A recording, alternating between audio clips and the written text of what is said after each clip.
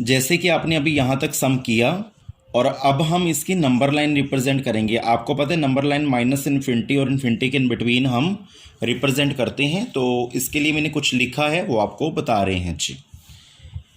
Equating 3x minus 9 and x minus 1 to 0, ये हमेशा लिखना है। जब आपके पास यहाँ पे 0 बन जाए तो आपने क्या करना है, यहाँ पे लिखना है नीचे। मेरे पास स्पेस कम थी, मैंने साइड पे लिख दिया, आपने इसके नीचे लिखना है, फिर नंबर लाइन रिप्रेजेंट करनी है।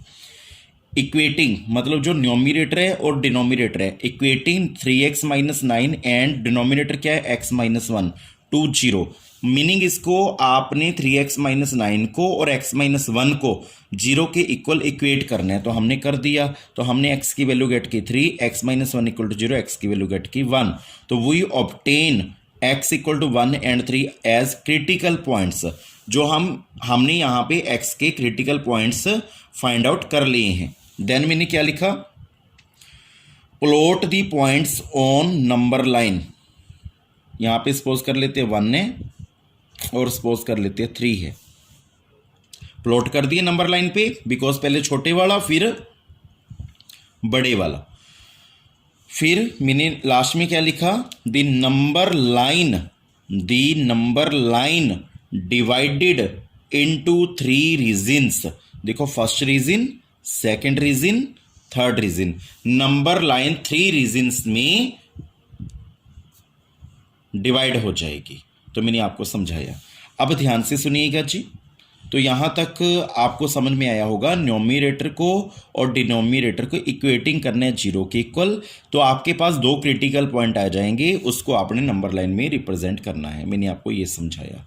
अब एक रफ वर्क करना है, वो मैं आपको सिर्फ समझा रहा हूं, आपने एग्जाम में नहीं करके दिखाना। जो मैंने यहाँ पे पेज को देखो, यहाँ पे मैंने बॉक्स बनाया है एक, इसमें मैं आपको समझाऊंगा। बट स्टूडेंट्स मैं आपको ये कह रहा हूँ, वहाँ पे आपने पेपर में करके नहीं दिखाना, ये तो आपको समझाने के लिए सिर्फ। तो आपने कैसे पेपर में इसका आगे सोल्यूशन फाइंड आउट करना है नंबर लाइन का, तो उसे मैं बॉक्स में समझा रहा हूँ जी।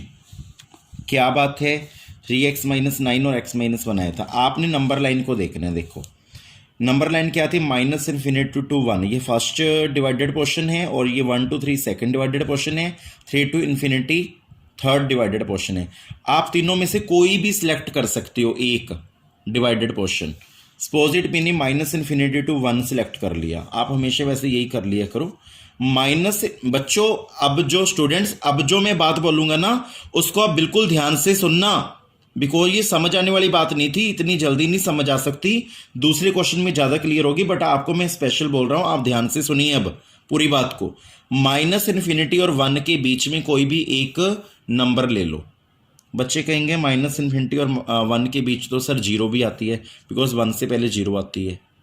बच्चे कहेंगे माइनस 1 भी आता है, बच्चे कहेंगे माइनस 2 भी आता है, बच्चे कहेंगे माइनस 3 भी आता है, माइनस 4 भी आता है। मैं दोबारा बोल रहा हूँ, माइनस इन्फिनिटी और 1 मतलब आपने फर्स्ट डिवाइडेड पोर्शन जो किया है, फर्स्ट डिवाइडेड रीजन जो किया है, उसमें से कोई भी नंबर ले लेना है। आपने 1 नहीं लेना, माइनस इन्फिनिटी नहीं लेनी, इसके विचकार, इसके इन बिटवीन आप कुछ भी ले सकते हो। सपोज इट मैंने 0 ले ली, तो अब मैंने 0 न्यूमरेटर और डिनोमिनेटर दोनों में पुट कर देनी है।